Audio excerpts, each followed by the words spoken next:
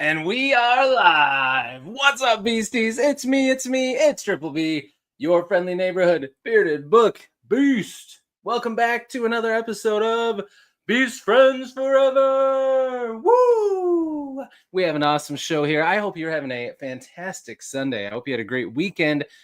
And it's about to get even better because our guest today is a debut fantasy author that I am so excited to talk to. One, because he wrote a book I'm so excited to read that has a beautiful cover that I don't have behind me because we'll talk about why. Because I had to get the awesome hardcover and it takes a little bit longer to ship, so I knew it wouldn't come here in time. But anyway, I'm excited to read this book, but I'm more excited to talk to this author because they are so kind, just a great human being. They're a supporter of me and the channel and many other people. You've probably seen them on social media, just really nice. And I could not be happier for them with this awesome debut week that we're going to talk all about. And I'm talking about the one and only Kane Williams. Kane, how we doing? Doing great. That intro, like I've watched that intro a number of times, live and recorded, but there's nothing quite like being a guest here. So that's awesome. Loving the energy. Oh man, thank you. I'm excited to have you here. We've been chatting for quite a while. I think it's been a while. I can't remember. I remember seeing the picture of your cover, and then I don't know. Did you reach out to me or I reach out to you?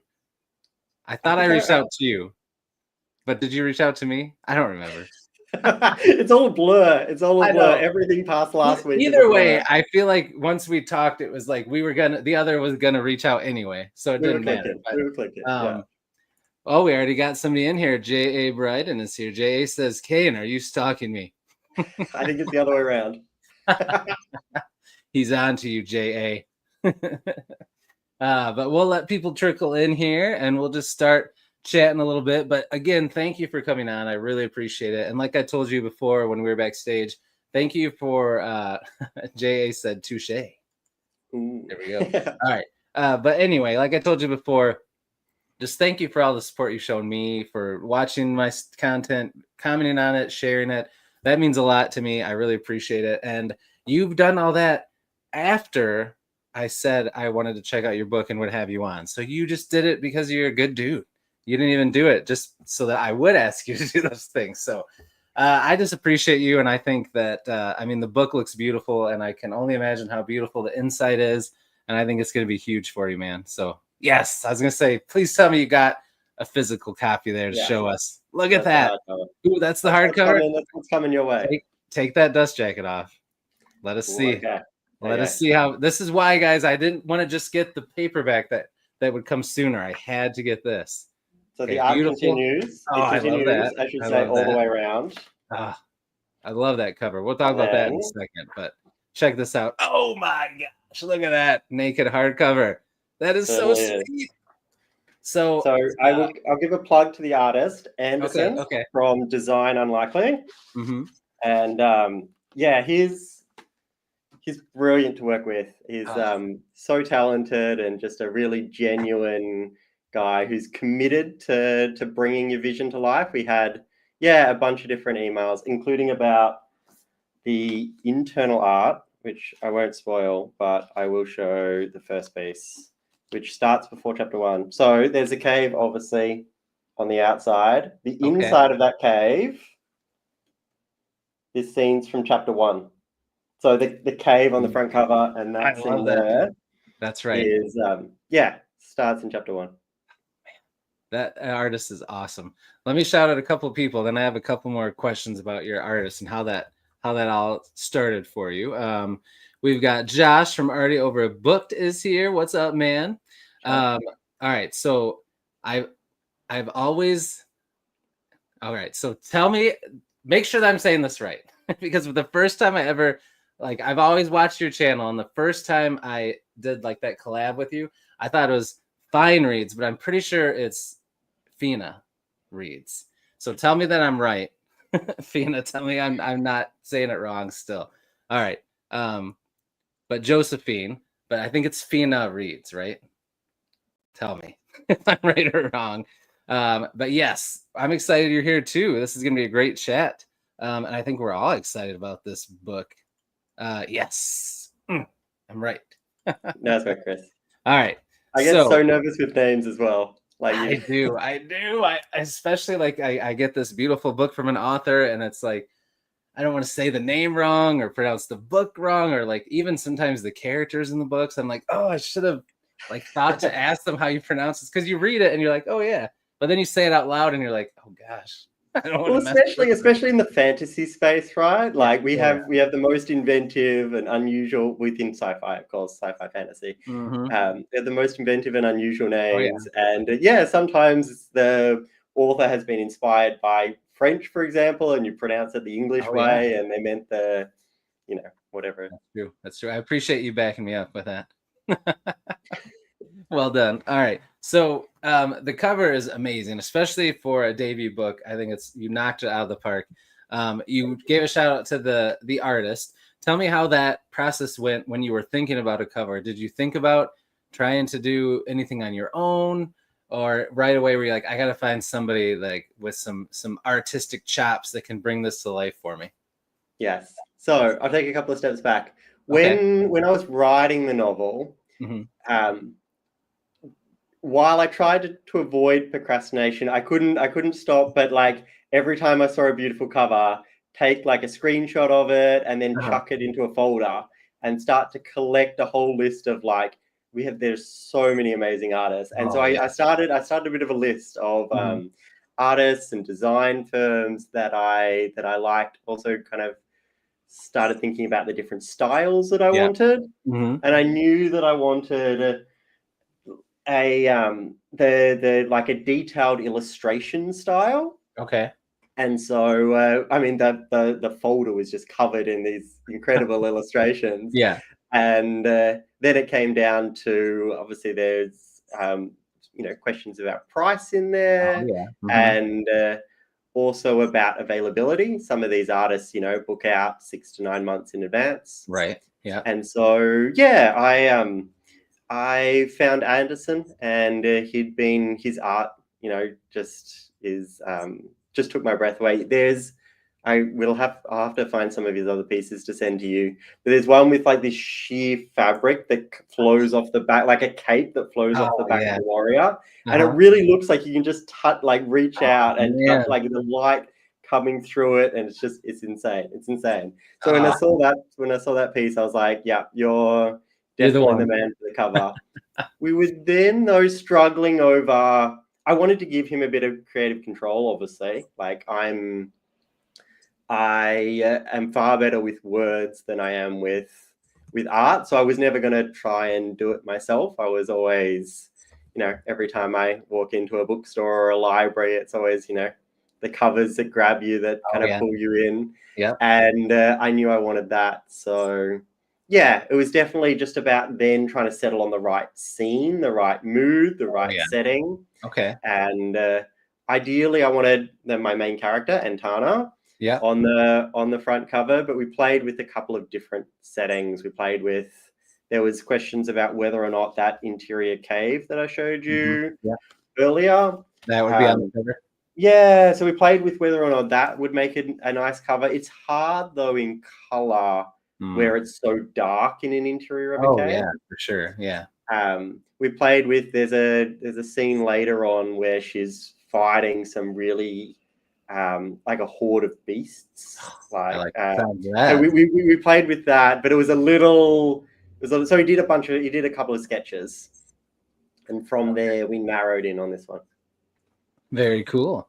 Got a couple of cool comments in here. Josephine also loves the hardcover. And she asked if you could get that in the US. I commented that you can get it on Amazon, but you can get that hardcover.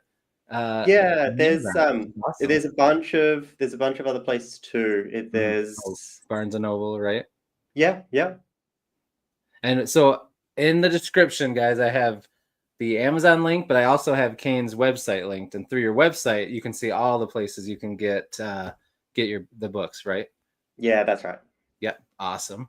Now, and you don't do direct, right? Signed or anything like that yet? Not yet. No, I haven't set up my own store. I mean, this is as a debut. I wasn't sure how, setting up the store is a lot, and it also being in Australia can make some of that a little more difficult. I'd love to get in on a special edition or a signed distributor. Broken Binding, if you're listening. Yeah, right. Right. I'll usually put them in the hashtags. I'll have to add them in there for this one, just in case they see it. But yeah, I think they are going to be interested because the cover is just gorgeous. It's going to be all over the place. And then once people read it, I think it's going to be the same, my friend. And Josh said the premise of the book is so cool. Cal is definitely his favorite so far. So Cal is my seer. Okay. All right. So before we get too much further, and yes, I agree with Josh, Broken Binding would be awesome. And John Stevenson is here, another author. What's up, buddy? Thanks for being here. Yes, and you do your hardback through Ingram, right? Yes. Yeah. The hardback's only through Ingram. Yep. I've got a paperback through Ingram and through Amazon. I had to upload 2 different versions of the paperback. Smart. Yeah. They're the same, but the 2 different versions. They're the same interior file, but the Amazon and Ingram wanted different cover file types. Anyway, so I've got two versions of the paperback, but just one version of the hardcover, and it's only through Ingram. Amazon doesn't do. We were chatting backstage. Amazon does not do a jacketed hardcover. Yeah, they print the hardcover directly on, and it can look great. There are examples where it can look good, but I wanted that secondary design. Yeah, I love that. That is awesome. Let's see. I wanted to say Josephine made a good point here. Said that via Kickstarter too. That's another way to do things. Or Wraithmarked. Sometimes they'll like give you they'll do it for you. So Broken Binding is a great way to go. I feel like that's like the pinnacle. But there are other companies too, and sometimes Wraithmarked will help you do one through Kickstarter, which would be cool too.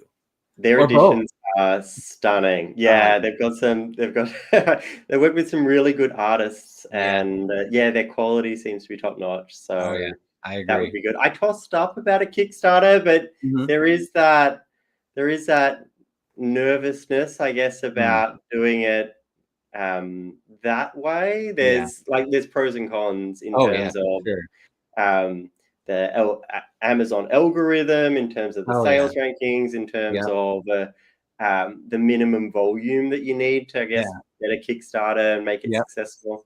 Yep, I agree. Ideally, it would be nice if you just got to sign a contract with Broken Binding and you were good to go. Who knows? For sure. I'll await the call this afternoon. That's right. That's right. Should be any minute now. We got some other awesome people popping in. Mark from the Book Lounge is here. Another awesome booktuber. What's up, Mark? And then I just saw Mr. Tim McKay popped in. Good evening. Hello. And yes, one step at a time. That's what we're going to do with this. Yes. All right. So tell us real quick. In a minute, we'll get into kind of your journey to writing this book and how it all went. But just tell us, those that have not heard about the book yet, they've seen the beautiful cover. Give us your elevator pitch, quick blurb for what the book is about. Sure thing. So the novel follows Antana, a young woman on a desperate journey to find a cure to save those she cares most about. So that's a one sentence pitch. But I guess a more expanded version is that I've written the book that I love to read. Like I give me sword fights, give me magic jewels, give me a dangerous adventure, an epic quest, give me a small band against incredible odds. Give me a cute tiny pet, secrets, mysteries, twists. So that's kind of all bundled up. Yes. Check. I agree. Those are other things I love too. And I feel like that's the best way to do it when you're starting out, is to write something that you love and that you would want to read. I think that's an awesome way to do it. Yeah. Because there's going to be people that like the same things. So you're going to be safe, and you're going to enjoy writing it too, I'm sure, which we'll talk about in a minute. But before we get into your journey, I have a question for you, Kane, and maybe you know what's coming. Do you like dad jokes? I do indeed. I certainly do. And I was disappointed with Tori's answer to that question when you had I Tori know. taken on. She was not very interested in the dad jokes. At least her partner is though. Yeah, she hears them too much already. All right, let's see. Ooh, okay. So I've got one about sea monsters, or one about a large dog. Which one do you want to go with? I write SFF. Let's hit me with the sea monster. All right. Are you ready? Here we go. What do sea monsters eat? Tell me. Fish and ships. I like that. I like that. I've actually, Chris, I might have known this was coming, partly from the other episodes. So I've got 3 for you. Can we whip through 3 dad jokes for you? Yes. Okay. All right. Let's hear it. These are pretty bad. Why do melons have weddings? Melons have weddings. I don't know. They can't elope. Yes. Okay. That's good. dad joke number 1. Dad joke number 2. I was going to tell you a joke about layoffs, but sadly, none of them work. That's good. I think the delivery made it even better. Excellent. Okay. The last I've saved the worst for last. Not the best for last. I've saved the worst for last. Okay. I'm so excited. Why did the man fall down the well? I don't know why. He couldn't see that well. That is good. Oh, that deserves a round of applause.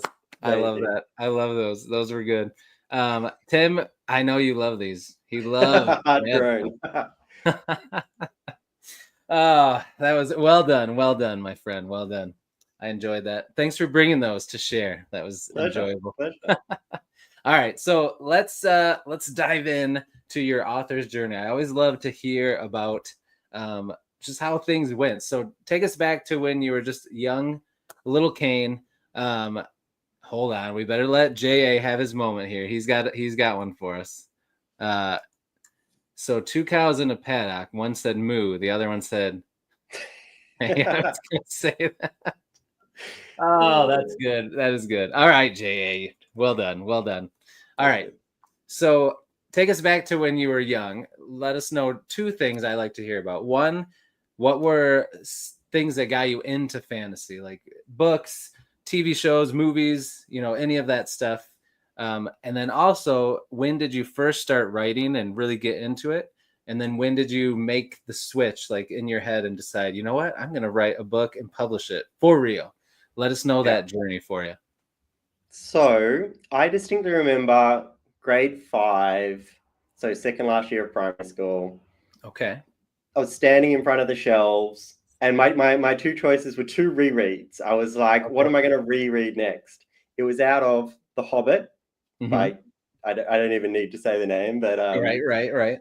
The Hobbit, or Ice Station by Matthew Riley. Have you heard of Matthew Riley? I've heard of Matthew Riley, but yeah.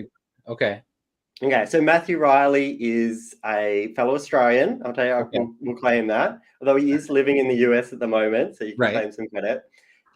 He was writing action thrillers, and now he's expanded into. He recently did a script for Netflix, but he's still writing those type of action thrillers. They are chock full of bring on my teenage years, explosions, gunfights. Got it. His characters are backed up against a wall, and so he'll blow the dam, or he'll blow the submarine, or the helicopter will fall out of the sky, and it's just nonstop, crazy. And so those were the two passions in certainly later primary school, all through my teenage years, all through my early 20s. And thrillers dropped away a lot, and then I started reading more and more fantasy. Okay. And as for when I kind of took that switch, I wanted to write a book since I was probably like 12, 13. Okay, wow. And then I had the inspiration for this one when I was about 16, 15, 16. But I didn't sit down to write it seriously. Like I'd pick it up over a Christmas break, and then, it'd sit in the drawer again, and then I'd pick it up, at Easter, and and then I'd change it. And so, I'd kind of start and stop, and I wasn't ready. I wasn't ready as a writer. I wasn't ready as a person.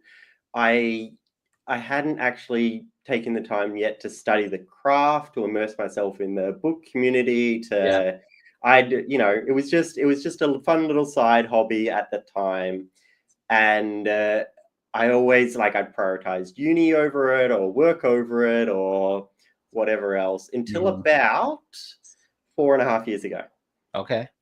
And then I kind of committed myself to waking up at I found that I wrote better in the morning, to waking up early, doing an hour and a half of writing 4 or 5 times during the working week, and then at least one day on the weekend.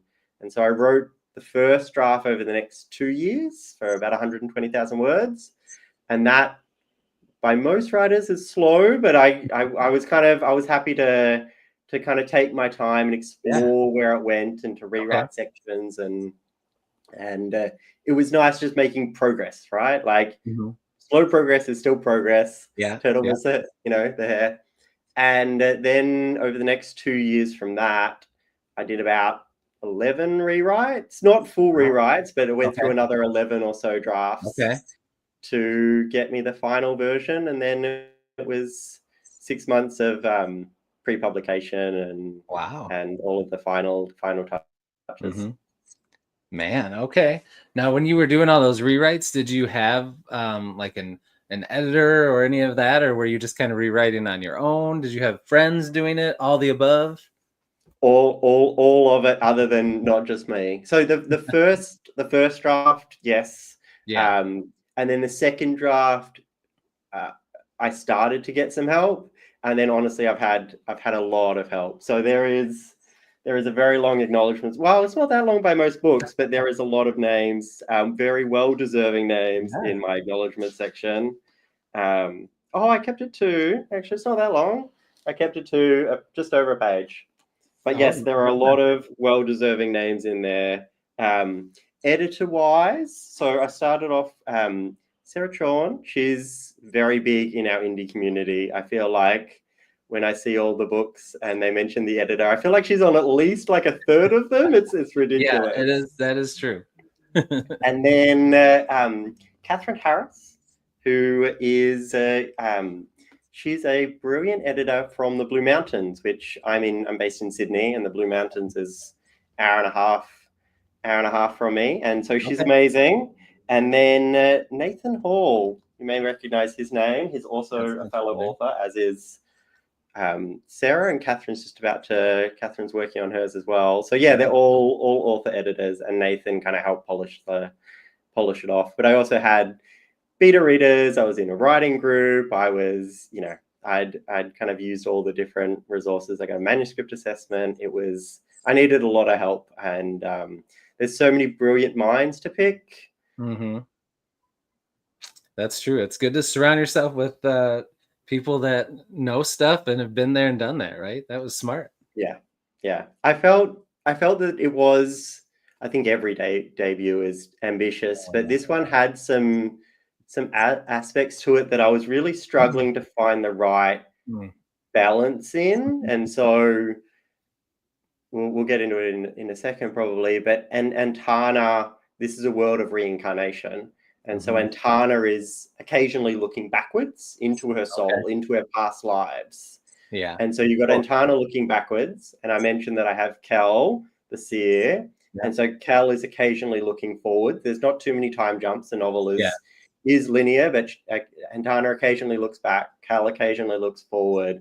And then I've got a third POV in a mage named Sam. And it was difficult to find the right balance, especially with the world. So this world is unique. It's not Earth. It's not based on ancient Rome or Mhm. medieval Europe. It's a fairly unique world with unique creatures in it, and so it was difficult to find a way to introduce, for example, the magic concept in a way that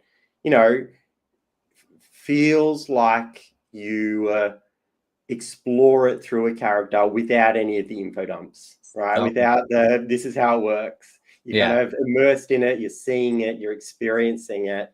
And so it's difficult to find those right balances each time. Very cool. Yeah, I mean that's what I am excited about the book. It's such an inventive and like different concept and idea, and I can imagine that was tough to figure that all out. Like looking forward, looking back, keeping it linear. Like, yeah, I can imagine you need some people to help you kind of structure that and bounce ideas off and stuff. So that was good that you did that. Yeah, cheers. For sure. I wanted to point out that JA said Blue Mountains represent. There you go. Understands. And something I always forget to say, John, thank you for reminding me, is if you're watching this right now, be sure to click the like button and subscribe if you have not. Helps the channel grow. And it helps get this out there more so that more people can hear about Kane and his book. So thank you, John. I'm terrible at remembering to say that. Anyway, so that's pretty awesome. And this is your debut book.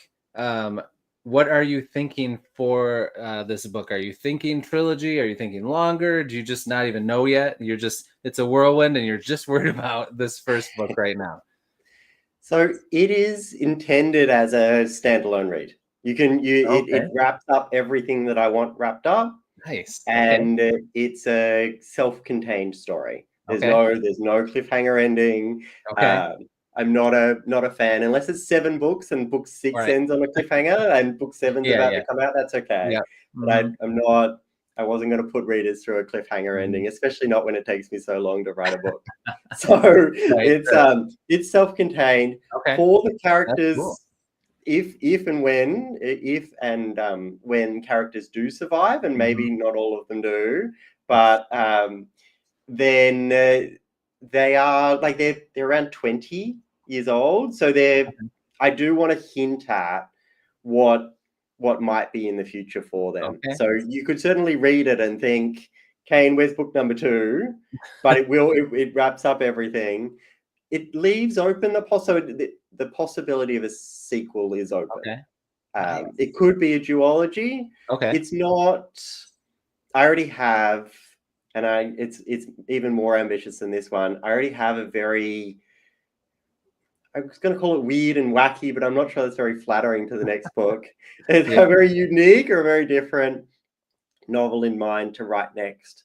I've kind Okay. of started sketching it out, but I've been avoiding. Like I was like, Kane, can you try and market this one? Can you try and get this one out there? Can you put some Right. effort into this one instead of just delving into the next? So I've held Yeah. off, but Okay. I'm itching to write that, and it's actually set on 2 worlds, 2 Okay. very different worlds in this one. But yeah, especially if Perils of the Past gets a bit of love, then I would like to return to Nice. whether or not it's a world. So there's different tribes or races, if you will, and so I could certainly explore one of those, or potentially return to one or more of the characters. So we'll Wow. see. We'll see. Awesome.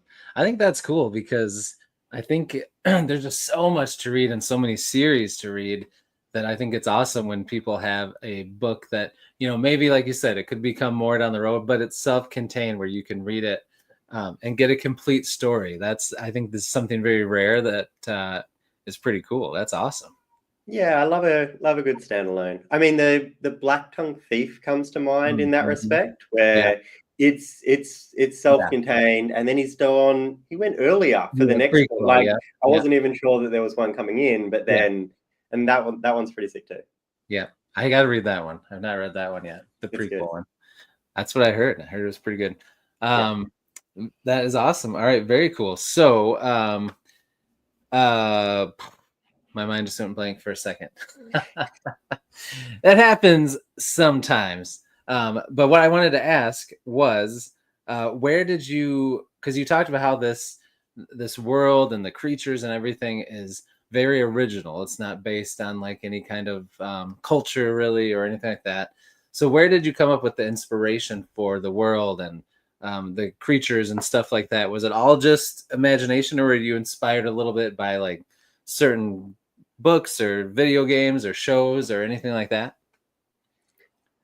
It's sometimes I can pinpoint that source of inspiration, Okay. and other times I just like, it just kind of pops into your head and you're like, where did that come from? So there's a few different places probably. Certainly kind of the broader framework of the book was inspired by like The Mummy or Lara Croft or Die Hard or Blade, like all of those, Yeah. those kind of action adventure movies that I watched growing up. I love Certainly, it. what I read was a large influence. So I'm not sure if the novel starts this way, but it's possible. The Empire trilogy. So Raymond D. Feast and Jenny Vert's The Empire trilogy, one of the greatest trilogies of all time. Oh, man. That starts with a young woman who is about to kind of enter priesthood in a way. Okay. And I wouldn't be surprised if, and then it turns out that, I'm not spoiling everything, this is on the back cover. Then it turns out that her family has suffered a great, they've just been in a war and things went very badly in the battle. And so she's called back into her family, and she then leaves this kind of sanctuary where she's been, where she wanted to dedicate her life to. And so many novels and movies open with, they start in a place where they're happy and content, something very bad happens, and then they need to go on an adventure, they need to leave. And so my novel opens, we've got the cave that we know, but on the top of a mountain with a young woman in a temple setting. And from there it departs in pretty much every aspect from, there's not many similarities with the Empire trilogy. It also has some cool creatures. My novel has some cool creatures. It's more of a political fantasy novel. There's a lot of politics in that one, whereas mine is very much an action and adventure with, look, there's obviously some politics and there's some people who are influenced by that, and some of the, I won't call them baddies, because there's a lot of characters that are shades of grey instead of just straight black. But there's certainly some of those that are influenced by it. So definitely kind of what I read growing up, what I watched growing up. Also, just I would walk down the street and get random inspiration. You would see, I was trying to figure out, it's a very kind of one of my favorite scenes in the whole novel that involves a fight with her nemesis. And then I was just walking down the street and a woman was wearing something in her hair, and that gave me the idea of how she might kind of defeat the baddie or get out of this situation. And so sometimes it's just completely random where the inspiration comes from. All right, so when I get to that point, will I remember this and know what you meant, or I think should I reach out to you and be like, all right, now tell me how seeing that lady on the street helped you think of that? I think you might. Oh, I can't wait. All right. Very cool. Well, I mean, this is just really awesome, man. I'm really pumped for you, and I think that this is going to be cool. I mean, it's got so much going for it. It's got the great cover. It's a very like inventive, different idea, like that kind of stuff. I mean, there's some of it here and there, but it's not something you see all the time. And the fact that it's very original, and there's not like, this isn't something that someone can read or look at and say, oh, it's just a copy of this or it's a copy of that. It's very different, which is cool, and it's self-contained. So I'm pumped to read it, and I know a lot of other people are too. So congrats, man. That's really awesome. Appreciate that. Yeah, no problem. All right, so let's switch gears a little bit. Not I'm still in the writing sphere, but just I want to talk a little bit about your writing process. So first question I like to ask is, on the spectrum of one side, you have a pantser where you just sit down and you write, you don't plan anything, you just go. And then you have a plotter on the other side where everything has to be meticulously planned out. You do not stray from the plan or the plotting. Everything that happens was plotted ahead of time. Are you in the middle on one side or the other, or do you lean towards one side more than the other? Where would you say you fall on that spectrum? 70% plotter. Okay, wow. 70% plotter. Certainly, it helped, and every writer is different, and I like that you're calling it a spectrum because it really is. And I think that people can be at different points in the spectrum at different points in their career, and for different or novels, depending on and the book even, for different, absolutely. But I needed that direction. I needed to know. I always had like an ending in mind, had a start in mind, and then I had my midpoints and turning points and plot points. I had all the key plot points, but I hadn't necessarily worked out how my characters were going to survive every situation. I knew that I wanted to chuck them into ever increasing amounts of danger and ever increasing situations where you're like, surely they can't survive, and maybe they don't, but to chuck them into ever increasing danger and to give that kind of feel of like I love at the start of every Die Hard movie how he's all clean and there's no wounds, and as you progress along the story he gets more bloodied, he gets kind of gets dirtier and more ragged, and there's bullet holes, and he's lost his shoes and he stepped on glass and like all of that. And I wanted to get that kind of transition and to kind of put each of the characters through hell externally. And I've talked a lot about those type of action movies, but also internally. And so I needed to put them through their own internal version of hell effectively to kind of get that growth out of them.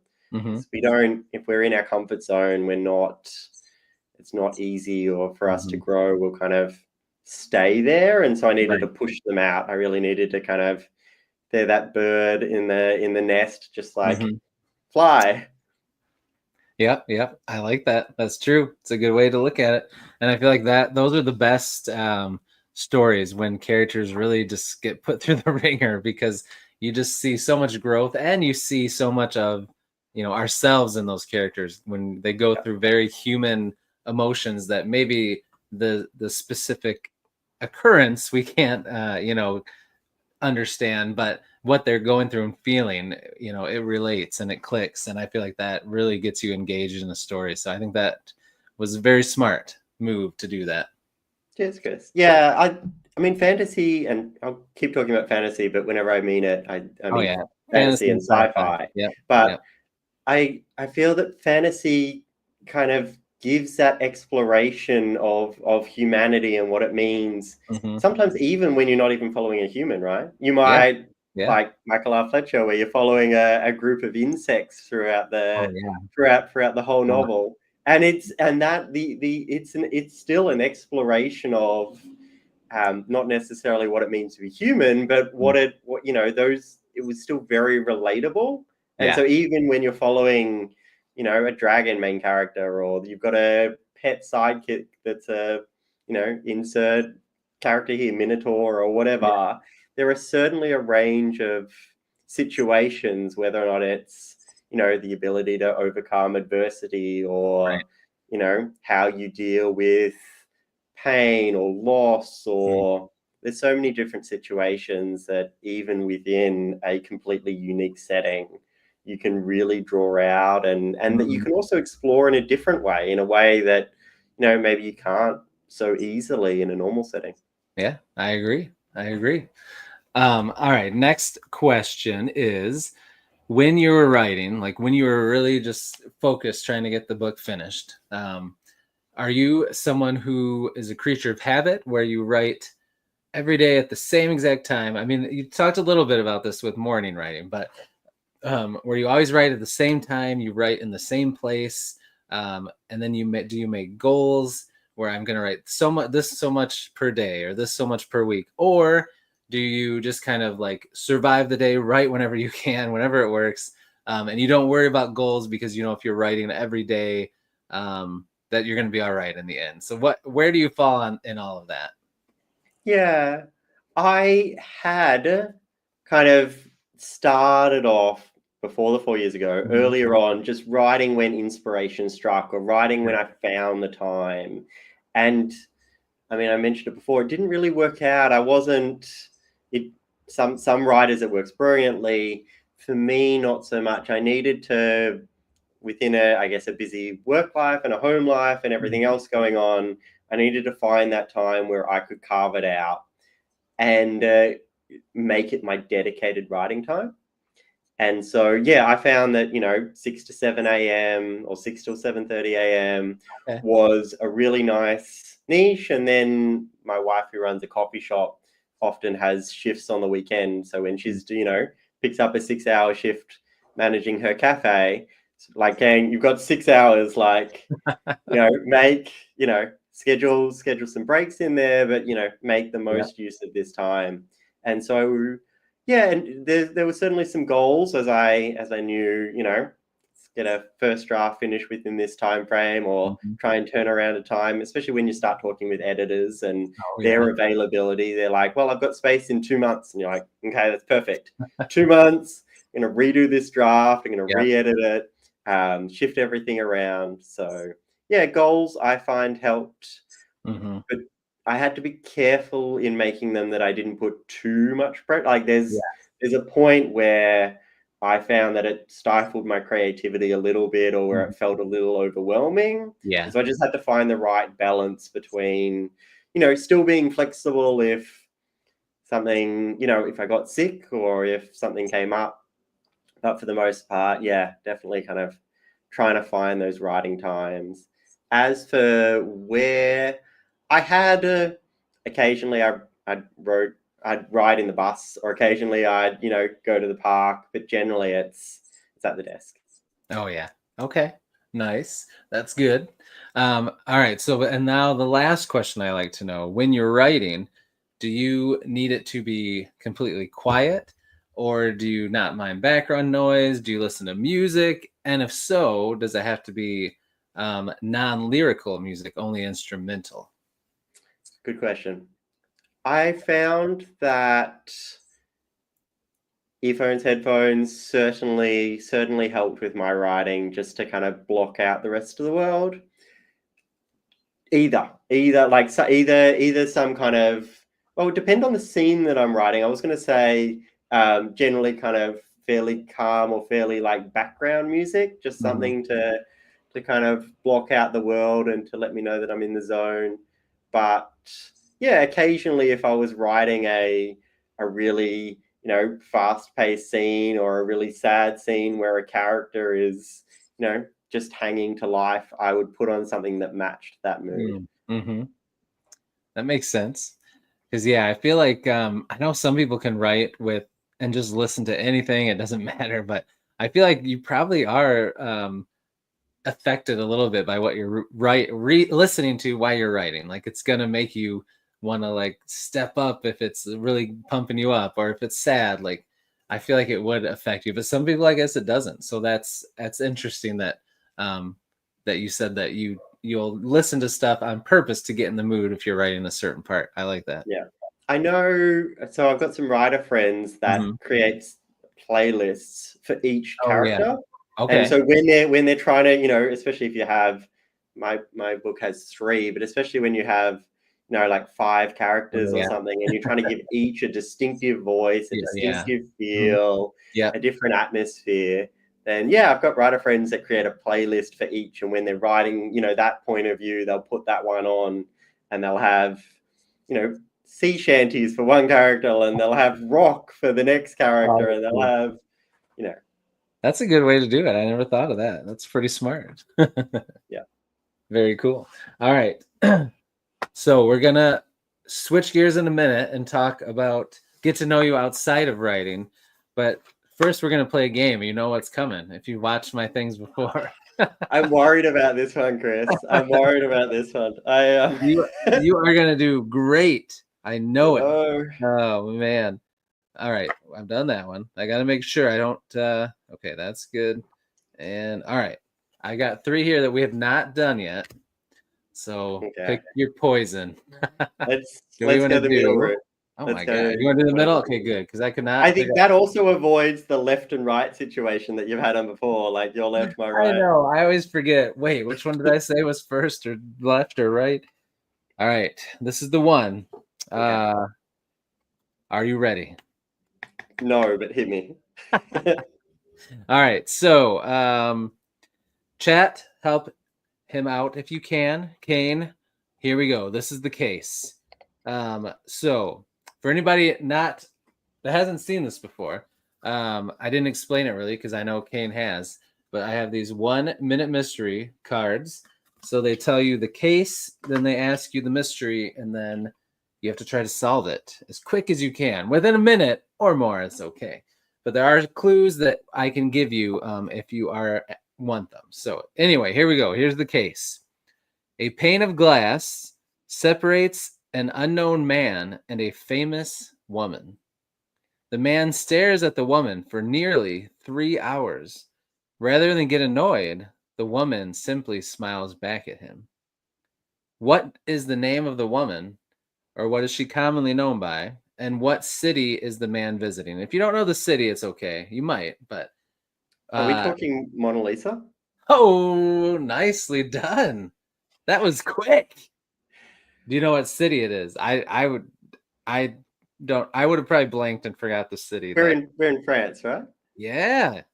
Ooh, Paris. Oh, look at that.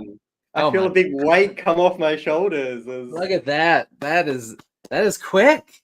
That is one of the quickest ones we've got. Love that. That is awesome. Nicely done, Kane. Nicely done.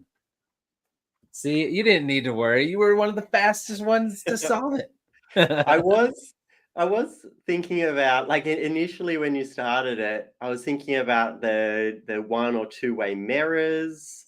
I was wondering about like an interview room situation in a police station. Yeah, I wondered about that at first too, yeah. But then when you got into like 3 hours and the smile back, I was like, the pane of glass was quiet. I was yeah. This glass might be, in an artistic setting or anyway. Well done. That was good. JA said he never would have gotten that. So well done. Well done, Kane. Thank you. All right. So now I got some questions for you so that we can get to know you. Are you ready? Certainly am. All right. All right. First question, what is your favorite color? We're both wearing it today. Blue. Okay, blue. I like it. Now, has it always been blue just because? Is there something along the way in your life that made you love blue more than other colors? It's been blue for as long as I can remember. Okay. More specifically, that kind of that darker blue. Oh yeah. But it's half my wardrobe is blue. Pretty much all of my business shirts are different shades of blue. It's just nice. It's all blue. All right. There are a lot of shades of blue, so you really could just go on and on forever with the blue. That is true. All right. Favorite food. What's your favorite food? Favorite food. Bun sao. I don't know what that is. You don't know bun sao? My wife is Vietnamese, and so she grew up in Vietnam, came over, and was studying in Australia, and that's when we met. And bun sao is they cook it's a pancake of sorts, but it's nothing like the pancake you're imagining. Okay. It's thin and crunchy, and quite large. It's flipped over in half, and in the middle you've got like bean shoots, you've got prawns, you've got fresh mint, and so it's a savory pancake with prawns, effectively. Oh, man. Okay. But it's got all of the you've got the textures, you've got the sauce that comes with it, that's sweet. So no, it's a really amazing dish. All right. Is it this? Does it look like this? Wait. Yes. There it Yes, is. it looks like that. That looks really good. Yeah. So you've got this crunchy pancake, and then you've got like the juicy prawns inside, Oh and man. yeah, it's amazing. Okay. I'm gonna It's try amazing. that someday. That sounds You good. will. You will. Awesome. I've never gotten that answer. So that's why I love to ask. Sometimes I hear about food I've never heard of. So all right, Yeah. good. All right. Now do you guys eat that only at home, or is there a place that you can go for it too? Yeah, there's a decent place in the city, but the best food for Vietnamese in Sydney is in Cabramatta. Oh, So okay. it's a fairly Vietnamese Oh, precinct. It's nice. probably Okay. one of So the there's some, largest in Australia. So oh, yeah, the Vietnamese food there is amazing. But awesome. no, occasionally we'll try and head back to Vietnam every year or year and a half. So Okay. Very cool. All right. yes. Kane, we were talking earlier about your day job and but what was your very first job you ever had as a First young job. man? So I'm trying to remember the order. I think the very first job it would have been so before my dad was a copper, was a policeman. He was a gardener or a labourer. Oh, He was okay.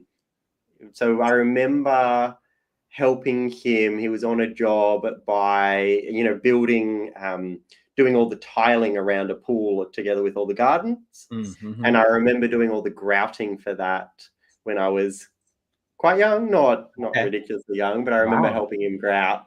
Okay. Then probably would have came. I was in high school. I stacked shelves in Coles here, but just a local supermarket, right? Okay. And then I worked in a video shop. God, I Oh, miss that. wow. Miss those Yeah. days where there used to be Heck yeah. video shops. I worked And in so I a used to, video store too when I was young. Yeah. yeah, Yeah. so much fun. Like especially Oh yeah. recommending all these different titles. Yep. It is hard when you get outside your comfort zone of what you Mhm. watch, but you can Oh yeah. certainly recommend like what Right. your mother's friend recently Yeah. enjoyed to Yeah. someone that age or Yeah. inclination, and Yeah. what you've seen fly off the shelves. Yeah. Yeah. And Yeah. then so then it was probably I played soccer and Okay. I used to ref soccer. Oh And wow. so that would have been that I did that for 5 years or so. Oh That was wow. good. Okay. Very cool. Okay. So were you pretty good at soccer when you played? I didn't play for Australia or for a state team, but yeah, I was Okay. certainly very decent. I played soccer for 25 years or so. 25 years. Wow. Yeah, Okay. till I did an ankle, but Oh, that's a and that different was story. it, huh? That's pretty good though. So you played a long time. That's pretty cool. Yeah, yeah. Are you, Started really young. Started when I was like okay. 5 or so. Wow. So Okay. yeah, 20 or 25 years from then. What was your favorite position to play? Like more of a offensive player or defensive?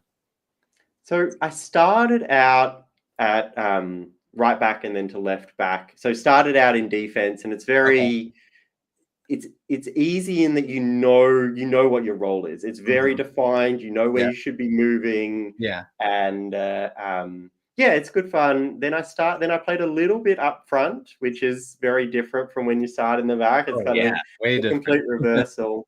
But I played most of my time in the midfield, and it Okay. gave me the most opportunity to run. Yeah. And so yeah, I loved it. Such a great game. Very cool. Oh, we got a good question here. These soccer players? I don't know. I'm not sure. Do you recognize Do you those names? watch much soccer?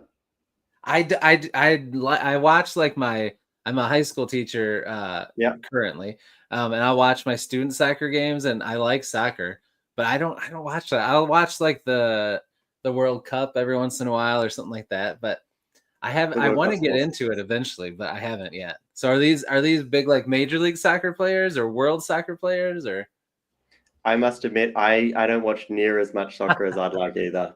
It's okay? So I'm not the only one that doesn't know. no, it's I there's so like I just and you were having this discussion the other day with everything, right? Is it how much time do you have to find within reading within. I Mhm. don't play video games anymore, but video games within, and I just feel constantly behind in everything, Oh right? yeah. And Yep. if it's books, movies, sports, I just feel like Oh yeah. There's there's always such a so breadth much. Yeah. of variety, and even when I catch up on, one streaming service, and I'm behind on another Yep. 17, right? And, I know. so I can't even It's keep up never on ending. one, much less I know. everything else.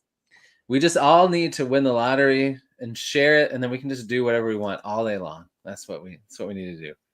Or your book just needs to go crazy. They need to make a movie out of it so that you just get all the money. That's what we need. I'm loving this plan. I'll await Broken Bindings call, and then I'll await a call from Hollywood. There you go. There we go. So yeah, he says they're one's left back, one's right back, and they play totally different styles, even though they're both back players. So, all right. And he shook it that we do not know. I am sorry, Andres. Yes, I'm I'm sorry. sorry, Jay. But thanks for being here, man. That was a good question. Unfortunately, neither one of us know the answer Watch as much to that. soccer as we would like. Yes. All right. All right. So my next question, we talked about. Okay, before I ask that one, I'm going to ask this one too because I'm curious. What was your first car? First car. So first car was a hand-me-down. It was a Toyota Corolla, nice Oh, and reliable, and it got perfect first me from car. A to B. Yep. Yep. I love. What color was it? It was green. It was Ooh, green. okay. My It mom's favorite wasn't color was blue. green.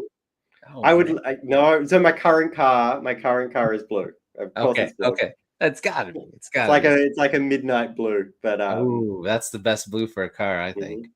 Very nice. OJ made a good point. When I talked about the lottery, that's true. If everyone won the lottery, it would be disastrous. That's true. Very true. That's such a good movie. It is so good. All right. Next question is now we know you're a good writer and we know you were good at soccer. So you can't use either of those for this question, but tell us about a talent or a hobby that you have that we don't know about. This is hard because I would use a soccer answer, right? I know you dropped soccer too quick. I will. Sometimes you've asked this question in like what's an interesting thing that we didn't. So I'll go with that. Okay. Because I don't. It's not like it's not like I have like I can pull out like Tori did with her knitting and crocheting. Yeah, I don't have a hidden talent like that. I haven't got my I don't either. I didn't do my own cover or any arty thing like that. I would be an interesting side that not many people know would be that it is scarier. I know from first experience that it is scarier to skydive from a helicopter than it is a plane. God. Yeah. So I'm not Tom Cruise. I was watching an interview with him the other day where he'd come and skydived and then flown his own plane back. Like what? Tom Cruise is just insane. But I've been skydiving a couple of times now. So I've done it with my wife and with my brother, and then just solo as well. And it was New Year's Day, and to bring in the new year, I skydived over the Swiss Alps from a helicopter. And what I'd done it twice by plane before, and in the plane, the plane doesn't stop.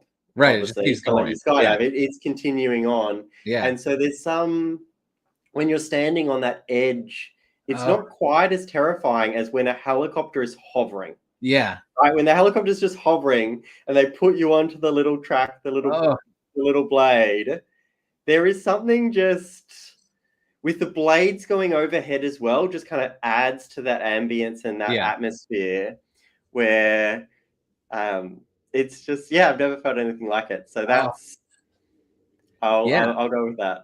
I could see that being a little scarier than the plane for sure. We got those propellers overhead too. I'd be like, please don't let the parachute go off early. And I just get sucked up into that thing. Oh man, that's wild. That's pretty cool that you've done those. You're a little bit of a thrill seeker, Kane. Yeah. And sometimes I'm very happy in that comfort zone, but other times, great to get out. Awesome. That's cool. Did you get when you did it? Did you do it like through people you knew or through a company? Just through a company. Yeah. Okay. Did they like recorded it all for you? Yeah, they give you give you certificates, Okay. and all the rest about your jump height and the jump conditions and Wow. that. Yeah. That is cool. That's awesome. I'm shocked. That's cool. I've Have you always thought it skydived would be before, Chris? No. I've Are you always keen thought to? that I don't know. I have a thing with heights. I don't know if I could. I always thought it would be cool, but I don't know. If I'm on a really tall roller coaster, I get a little oof when I'm at the top of that, let alone if I was skydiving. I don't know. But it would be cool. It's something I've always thought would be pretty wild to try, but I have not done it, no. Maybe someday, now that you've inspired me. Before I ask you my next question, I don't want to miss this question from Andres. He also likes Cal, who Josh talked about liking earlier. Did you have a real life inspiration for Cal? Yeah. So Cal is very different. I've tried to give each of the characters something distinctive, and Tana's very determined. Mm-hmm. And I certainly put some of myself into her, but also just inspired by a range of different characters. Okay. Xanth is on a quest for revenge, and so he's a darker character. He's the most powerful of the three, being a mage. And then Kel is, I've always enjoyed, like I referenced before, movies like The Mummy, or even like Die Hard, or a range of, I guess, of like Lara Croft, like all of those, Wesley Snipes in Blade, all of those have that humorous element that kind of lightens up what would be a very heavy, dark kind of book. Even, you know, the lines where, you know, those one-liners when someone's just died, for example. Oh yeah. And so I knew that I needed something in that with a character to bring that humorous escapism, just lighten the mood. Oh yeah. And I also, it brought up some really interesting possibilities. Like, too often, especially, you know, growing up in the 90s and the late 80s, where you have the guy will save the girl. Yeah. And so if I had a lighter comic relief character, if I had a guy that, you know, wasn't as good with with a sword, with a, you know, he's a seer, right?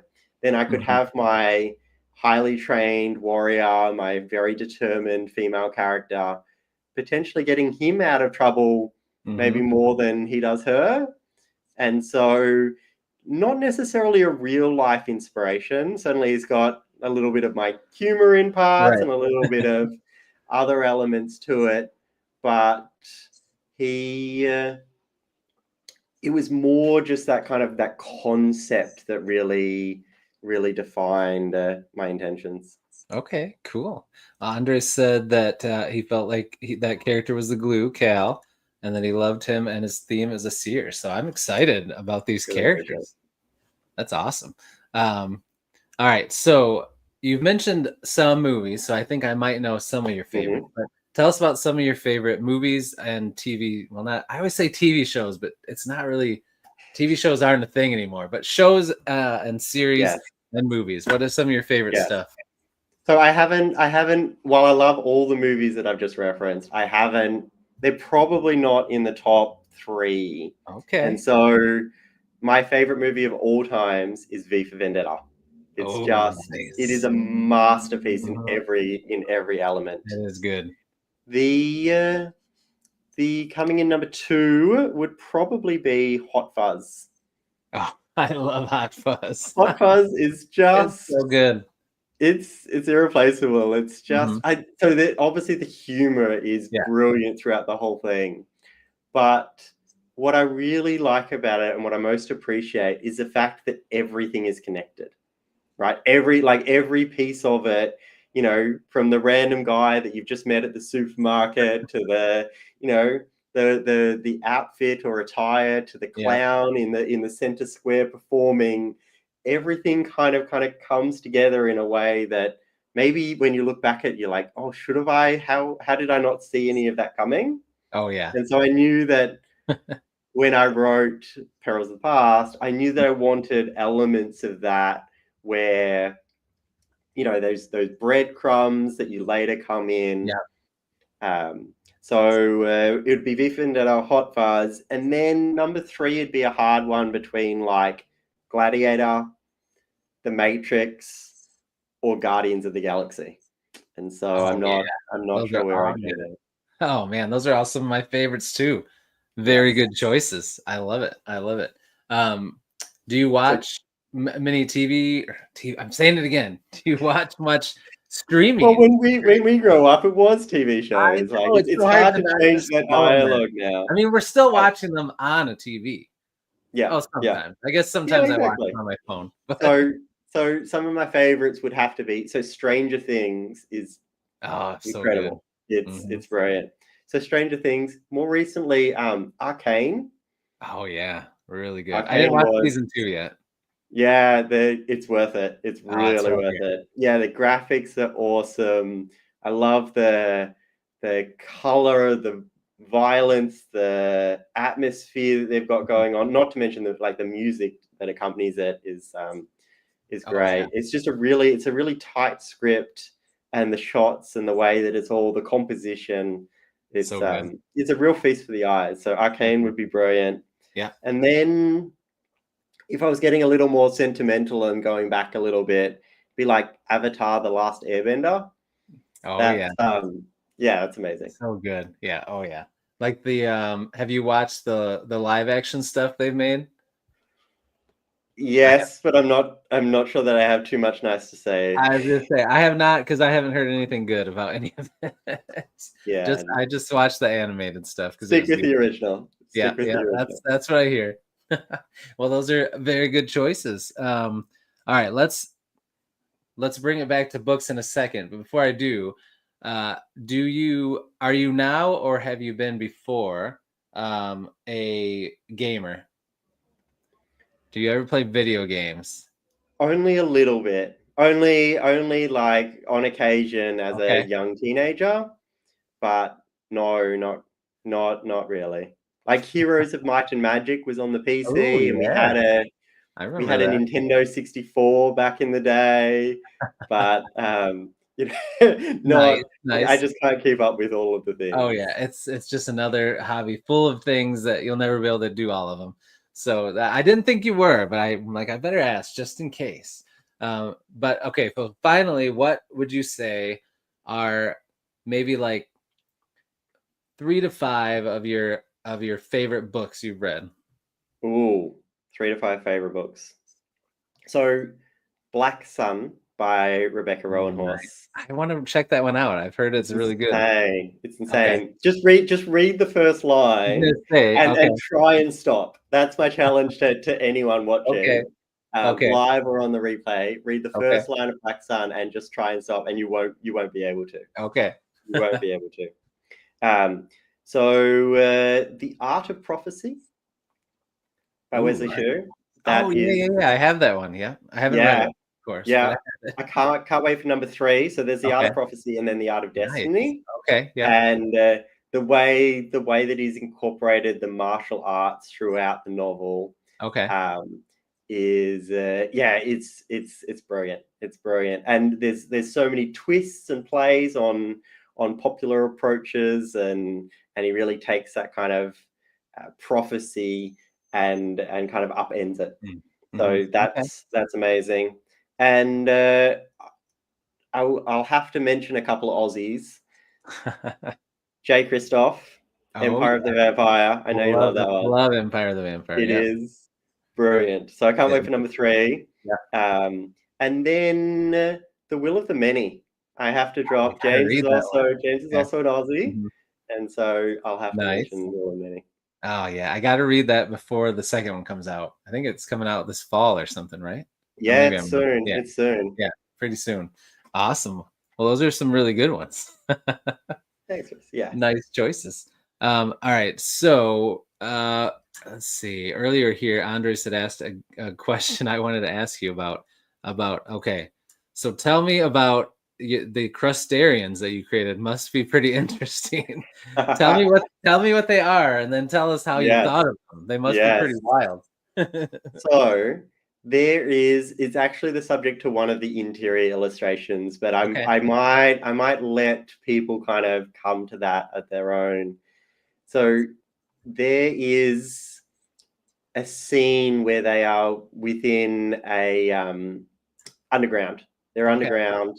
Mm-hmm. And I was gonna describe it with the actual word, but then I was realizing that Okay. might be a little bit spoilerish. Oh yeah, we don't want to get spoiled. So we're underground, and I needed a terrifying creature to kind of this is right kind of within the climax of the book, and so Okay. we've kind of started, and then we kind of built to this scene, Okay. and there's probably a good like 80-page action sequence within the climax, and this is this is part of that sequence. And there is a species which is, if you take a scorpion and you take a crab, and then you combine a scorpion and a crab, and then you give them like a queen in a hive-like setting. Mm-hmm. And you make that queen bigger than your car, bigger than a tank, then that's kind of what we're talking about with this creature. And so it's got a huge tail, but instead of instead of the tail featuring the sting of the scorpion, it's got the crab pincer on the tail. And instead of it having claw, because I've used a claw for the tail, it's like, what am I gonna have for the claw arms? Yeah. It's got gigantic like spikes, like think of like a ballista, almost like instead of a spear, we're kind of talking the length of a ballista. Oh wow! For each arm, that it can kind of pulverize rock and other creatures. So it's got huge spikes on its shell. It emits a gas that is quite dangerous as well. Anyway, it's a creature of nightmares. It is. So that's what they face underground. Oh man! Well, I'm with Andres. He says they're terrifying, and he gets shivers thinking about them still. So you did a good job creating something terrifying. Then I look forward to reading about those for sure. Yeah. All right. So it has been an hour and 12 minutes already, man. Can you believe it? How quick this has flown by? Flown by. It's been a blast chatting with you. So I think we'll wrap it up here. I have to make my kids dinner. I should have done that before we met, but I didn't. It's getting late, so I got to go do that. But thank you so much for coming on, man. I had a blast. I'm so excited for you and this book. I cannot wait to read it, get a review out, and then have you on anytime you want to come on for anything you have going on. I'd love to chat with you again. So before we go, I'll give you the floor so you can shout out whatever you want to do. Brilliant. So I'll do it in two pieces. One is, I'll hold up this cover again. So it came out 23 May. We're about a week and a half in, and as you mentioned, it's on Amazon, but it's also on a wide variety of retailers. It's on Kindle Unlimited, the ebook. The ebook is 99 cents US, special at the moment, just a release special. It's about 80% off. I think it'll probably go up to $4.79 in about a week. So grab that before it goes up to the regular price. Yeah. And then second bit of news, my inbox was graced with the most lovely blurb a day or two ago. And I'm not going to share the blurb, but I will hold up the book of the author who gave me this blurb, and that you can look out for that. Oh, nice. And so I was blown away when I saw this blurb. Oh, that's so cool. I'm going to go check it out. Keep an eye on the socials. I'm on all the socials, so give me a follow there if you haven't. But keep an eye out for that, or from JD Rizzo. Very cool, man. That is awesome. He's an awesome dude too. He really is. He really is. And such an inspiration. Like he's killing it. Great guy. He's doing awesome. All right. Very cool. Again, everything is in the description down below. We've got your website linked and Amazon linked, so you can get the ebook through there. You can go find it on Kindle Unlimited if you have that. You can get the paperback. or you can get the hardcover one more time in case someone wasn't here at the beginning. Show them that what the naked hardcover looks like. Look at this. I would love to. You can get this on Amazon or anywhere you find it through his website. Check this out. It extends and boom! Oh, I cannot wait. That is incredible. It looks awesome. Thank you. Stuff. Very cool. All right. So that's all we got, guys. Thanks, Beasties in the chat. You guys were awesome. Thank you for watching this on replay. If you're watching it, we appreciate you guys. You guys asked awesome questions. You guys were fun. Oh, and another awesome author just came in. Andrew Watson. What's up, man? Isn't that art awesome? I agree. And Library on Legs, Cinna, you are late, but don't worry. You can watch the replay. And we're glad that you are here. Thanks for popping in, both of you. We appreciate you. All right. So I will be back on, I think, Wednesday or Thursday. I'm pretty sure Wednesday. But until I see you then, everybody enjoy the rest of your Sunday. Have a great start to your week. And I will see you in the next one. And until I do, as I always say, devour your TBRs, be brave, be beautiful to one another, and be